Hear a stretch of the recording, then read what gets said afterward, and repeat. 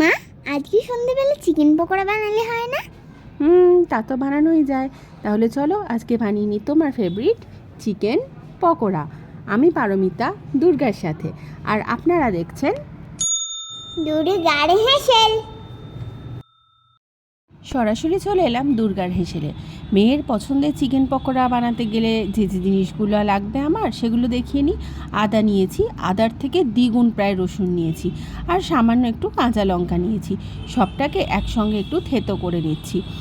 বাটা মশলা আপনি ব্যবহার করতেই পারেন, কিন্তু ফ্রেশ যদি থেতো করে নেন বা গ্রেট করে নেন তার স্বাদ কিন্তু আরও অনেক বেশি সুন্দর হয়, আর একটু কচা কচা থাকে তো মুখে পড়লে বেশ ভালো লাগে। চিকেনগুলোকে ধুয়ে জল ঝরিয়ে রেখে দিয়েছিলাম। চিকেনগুলোকে একটা বাটির মধ্যে নিয়ে নিচ্ছি। মা, ছোট ছোট করে চিকেন পকোড়া করবে যাতে আমি কাঁটা চামচ দিয়ে খেতে পারি।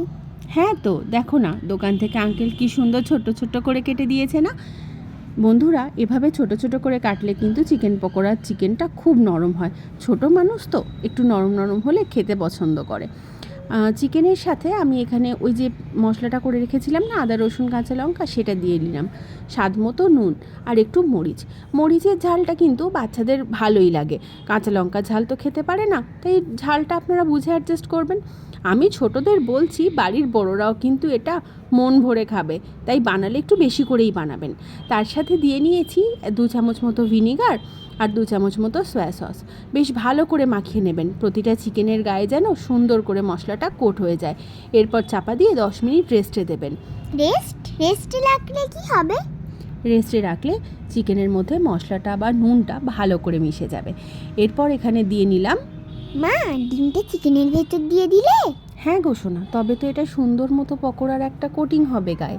তার সাথে দিয়ে নিলাম 1/4 কাপ ময়দা আর 1/4 কাপেরও হাফ, অর্থাৎ 1/8 কাপ কর্নফ্লাওয়ার। তার সাথে দিয়ে নিলাম 1/2 টিস্পুন বেকিং পাউডার আর 1/2 টিস্পুন খাবার সোডা দিলে কিন্তু পকোড়া খুব কী হবে, দারুণ মুচমুচে। এর সাথে দিয়ে নিলাম 2 চামচ মতো তেল। এরপর সবটা বেশ ভালো করে মিশিয়ে নেব। বন্ধুরা, একটা জিনিস কিন্তু খেয়াল রাখবেন, ময়দা ডিম সব কিছু মাখিয়ে তারপরে সাথে সাথেই কিন্তু ভাজবেন। ম্যারিনেট করে কিন্তু একদমই রাখবেন না। আর যতক্ষণ এটা মাখছেন ততক্ষণে তেলটা কিন্তু বসিয়ে দেওয়ার চেষ্টা করবেন। আমি তাই করেছিলাম। তেলটা এখানে বেশ গরম হয়ে গেছে। বাবা, তুমি একটু সরে যাও, না হলে কিন্তু ছিটকে লাগতে পারে। বাচ্চাদের কিন্তু একটু সরিয়ে দেবেন।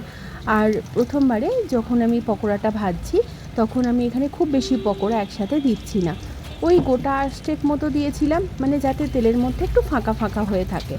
আর সামান্য একটু ভেজে নেব ওলট পালট করে। প্রথমে একটা দিকটা হতে দিচ্ছি, তারপর উল্টে দিচ্ছি। প্রথমে কিন্তু আমরা হাফ ভাজবো, হোক না লালচে, কিন্তু খুব বেশিক্ষণ ধরে ভাজবো না। এরপর যখন এটা তুলে রাখবো সেই গরমেতে চিকেনটা বেশ ভালোই সেদ্ধ হয়ে যাবে। এরপর আমার প্রথমবারের ভাজাটা তো হয়ে গেছে আমার, এরপর আমি দ্বিতীয়বারের চিকেনগুলোও ভেজে নিচ্ছি।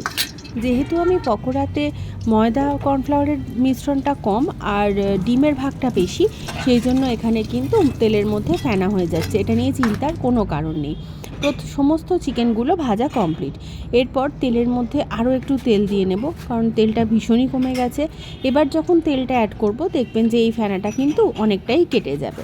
তেলটাকে হাই ফ্লেমে গরম করে নেব, অর্থাৎ বেশ যেন গরম থাকে। এবার আমি এখানে যে হাফ ভাজা চিকেনগুলো আছে সেগুলো এখানে দিয়ে নিচ্ছি। এবারেও আমি দুবারে ভেজে নিচ্ছি চিকেনগুলো, তবে আগের বারের থেকে তেলের মধ্যে একটু বেশিই দিতে পারবো, হাফ তো ভাজাই আছে তাই না। তবে বারবার কিন্তু নাড়াচাড়া করা যাবে না। আর নাড়াচাড়া করলেও তরকারি রান্না করার মতো কিন্তু একদমই নাড়াচাড়া করা যাবে না, শুধু নিচে থেকে একটু খুলে দেবেন। আর যখন দেখবেন যে বেশ লালচে হয়ে গেছে পকোড়াটা, সেই সময় তুলে ফেলবেন। তো এভাবে পকোড়া একদিন বানিয়ে দেখুন, ভীষণ ভালো হয়।